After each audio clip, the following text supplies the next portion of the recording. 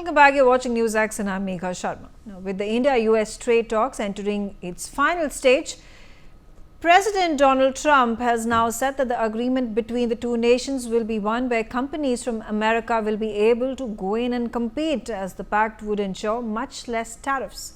The president's comments come hours after the U.S. Treasury Secretary Scott Bessent said on Tuesday that U.S. and India are nearing a deal to lower tariffs on American imports to the South Asian country and to help India avoid levies imposed by the Trump administration, with Trump's 90-day pause on tariffs coming to an end on 9th of June. Meanwhile, Indian officials have extended their visit to Washington to try to reach an agreement. The negotiations picked up pace so as to complete the deal by 9th July. India could see it as its new reciprocal tariff rate rise to 27% from the current 10% if a deal is not reached.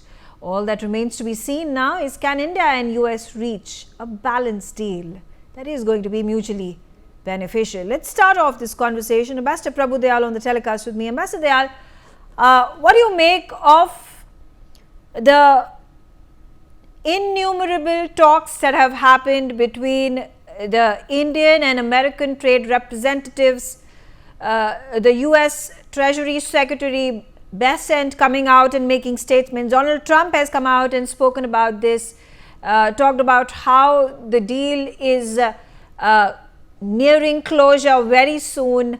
A lot of optimistic statements coming in, especially from the American side. But I think the two points that perhaps maybe a contention here would be about India's apprehension to open its markets in the dairy and the farm industry. Do you think we will be able to finalize a deal before 9th of July that is going to be beneficial to India? Well, Megha, thanks for having me on your show. You know, President Trump has said that the US and India are close to sealing a trade pact. But realistically speaking, with just a week to go before the 9th July deadline set by President Trump sets in, hopes of clinching an interim trade pact between Delhi and Washington remain alive, I would say, but are increasingly entangled in hard bargaining. And that is why, as you mentioned, there have been so many rounds of negotiations. And despite White House Press Secretary Caroline Leavitt saying that the deal was imminent, and our Finance Minister Srimati Nirmala Sitharaman asserting that Delhi would welcome a big, good, beautiful agreement, negotiators remain locked in very tough discussions.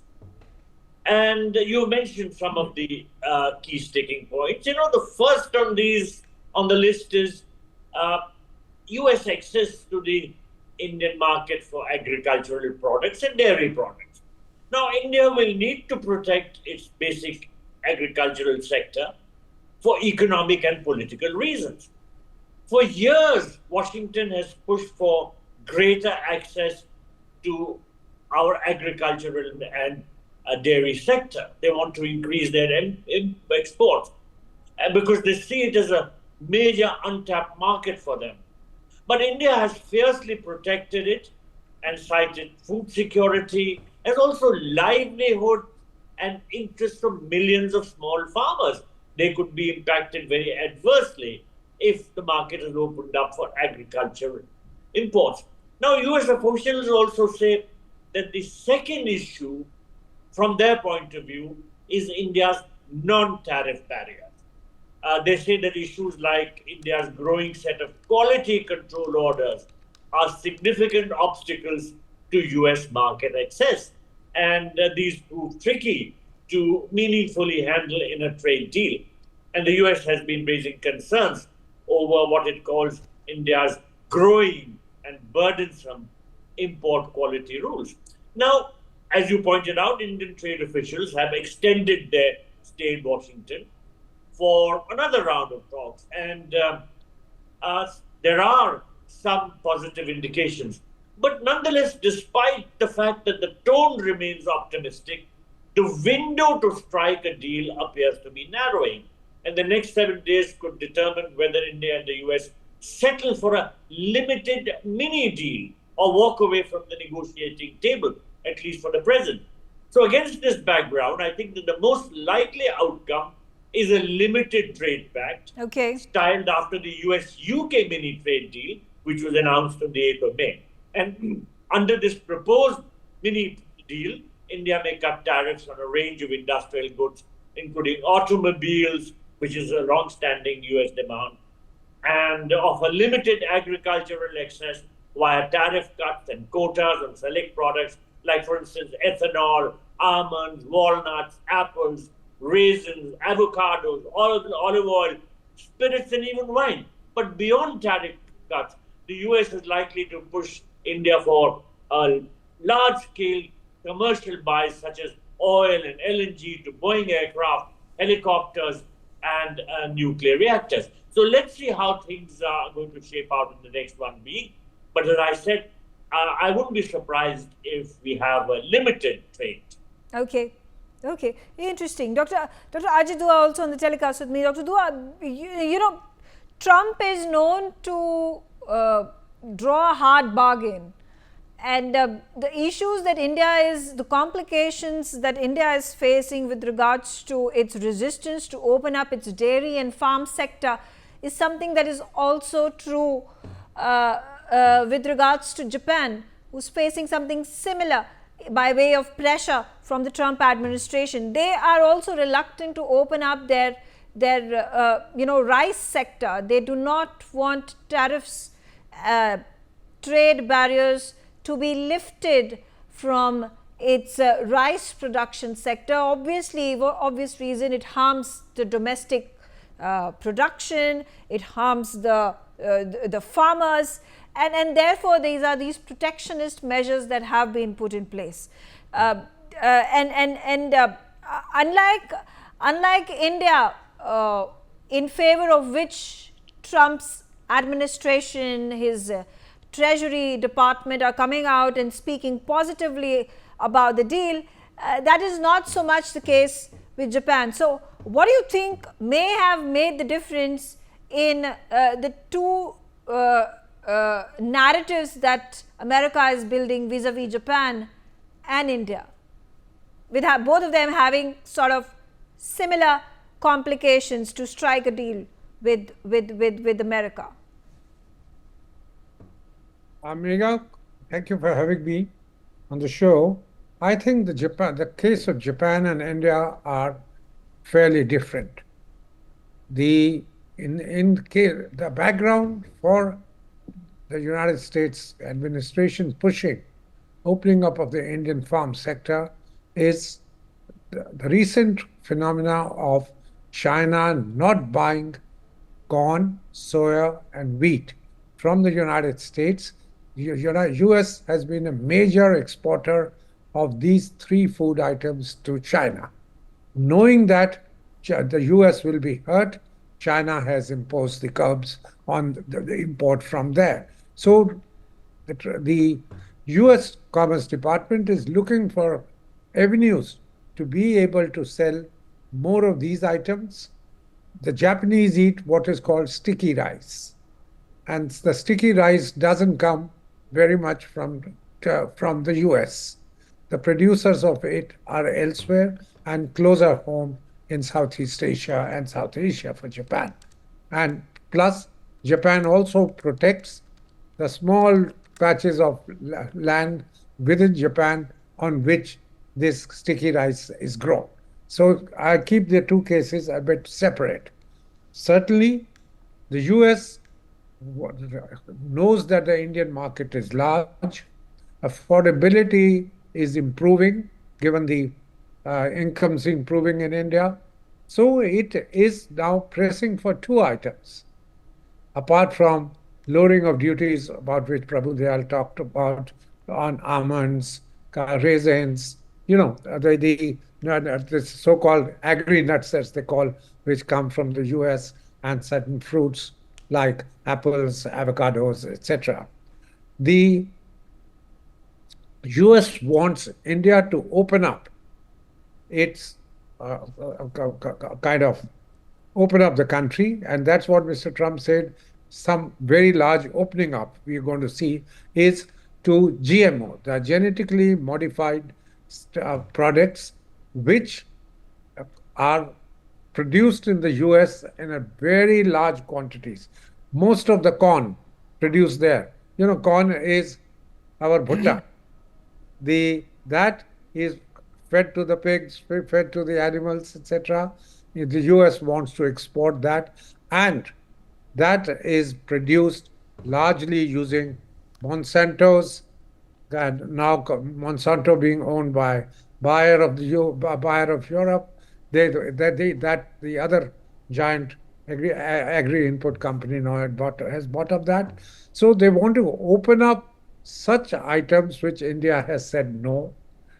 We must recall that only one genetically modified crop is allowed to be grown in India, despite 30 odd years of GMO crops being there, and that is BT cotton. And our experience with BT cotton has been a very mixed one. Certain parts of India, including Vidarbha, saw the maximum suicides take place there because they had adopted BT cotton. BT cotton required them to take larger loans from banks, and they were not able to service them. And you saw a huge amount of suicides in Vidarbha over the years. We have tested BT brinjals. Bangladesh has opened it up, but we fear that, and BT brinjal seeds also are to come from Monsanto. Monsanto with the headquarters in Missouri. They've been wanting to get into India.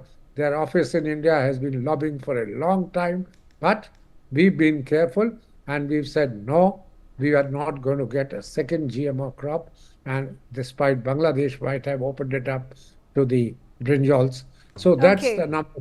I'd just like to finish up on this subject. Similarly, the dairy products. We have not, so far, whether it was in WTO, in our bilateral talks with Australia, New Zealand, who are large producers, and in the past with the US, we have kept dairy products out, saying India, and yet we are today the largest producer of milk and milk products in the world. Even without opening up, the per capita production may be less because of our population, but in terms of quantity, we are a large, very large producer. And what have we said? We do not want to import any milk of an animal, a cow or any other animal, which has been fed meat which contains live blood. We have been hitherto only eating or consuming milk which is from so-called non-vegetarian cows, and that's our culture, that's our habit. So I think standing firm on GMO items as well as dairy items, even if it means some delay in the signing of the agreement, is probably well worth it, and it will be consistent with our stand vis-a-vis the other bilaterals which we are negotiating, be these with EU. We have only a low-hanging fruit agreement with UAE or with the UK. So it will affect us because Europe also wants us to buy dairy products, open up for it. So stand on here, we are better Fair enough, sir.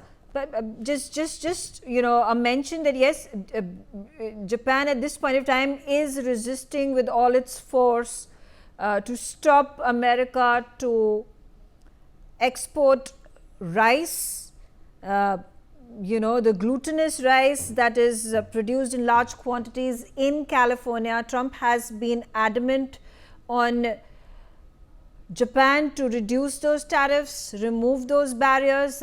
Japan continuously adamant on protecting its agricultural sector, its rice sector, and naturally so. But moving on, Raymond Vickery, coming to you, how do you feel these trade talks that have been happening simultaneously with a number of countries between America and Japan and Canada? We took a look at United Kingdom, where there was a deal that was signed at the G7 summit on the sidelines of it, and of course India. how important does it become for President Trump to succeed in negotiating these deals? And is there, could it be a possibility that the July 9th deadline could be extended, as we have seen in the past has been a trend with US President Donald Trump to extend his deadlines? First of all, roll tariffs, announced tariffs to the tune of 26%, 35%, 100%, 400% against China, and then rolling them back within a few days. Well, thanks very much for having me. I think you've put your finger right on the basic issue. It is apparent that President Trump has created a problem by his announcement, particularly on April 2nd, of liberation, 26% tariffs in addition to 10% for India. Tariffs amounting to 145% in regard to China, and high tariffs across. And he has claimed that this will liberate American industry, bring manufacturing back. Now, let's be plain. It is true that we need freer trade between the U.S. and India. And as Assistant Secretary of Commerce, and since then, I have long advocated that. But what is going on here is really the typical real estate transactional approach. President Trump has basically destroyed the United States participation in the World Trade Organization. And before that, of course, the general agreements on tariffs and trade, a multilateral approach. For the transactional bilateral approach to each nation. I think in the longer run, this is a basic issue and is very difficult. Coming to the U.S.-India relationship, I have no doubt that the Prime Minister, Minister Jaishankar, particularly for political reasons, would like to reach a deal with the United States. President Trump at the same time is desperate for a deal. If you look into the details of what's happened with the United Kingdom, or even a so-called deal with China, there really is not much there. There's framework, there are expectations, hortatory language saying that yes, things are going to happen. The deal with between the United States and India, of course, has been complicated very much by President Trump's trying to link it to larger geopolitical issues, trying to link it to his so-called intervention, mediation between Pakistan and India. These are not necessarily a very wise approach to getting to a deal. It seems to me that what is most likely here is that, having created a problem, President Trump will declare victory, that the Indian side will make some concessions which are in the interest of India in terms of opening up. But you will not have anything like a free trade agreement or anything that approaches the kinds of overall reform which could be accomplished through a World Trade Organization or a more multilateral approach. So I think there will be an announcement because both sides want it. But it's not going to be comprehensive, and basically the can will be kicked down the road further, and they'll talk about doing something in the fall. Okay. Sumit, coming to you, and how important does it become, this deal particularly that needs to be negotiated, if it is, or as Ambassador Prabhu and Raymond hinted that this could be, a mini deal or some sort of a modified deal that could be struck in the absence of a comprehensive concrete deal that both countries would like to negotiate, would like to agree to. Keeping in mind, we have already announced that we want trade with America to increase to the tune of $500 billion. Also, the surplus in balance of trade is in favor of India, and that's exactly what is upsetting Trump, and the very basis of which he is looking to strike these negotiated deals that are modified and work in favor of America.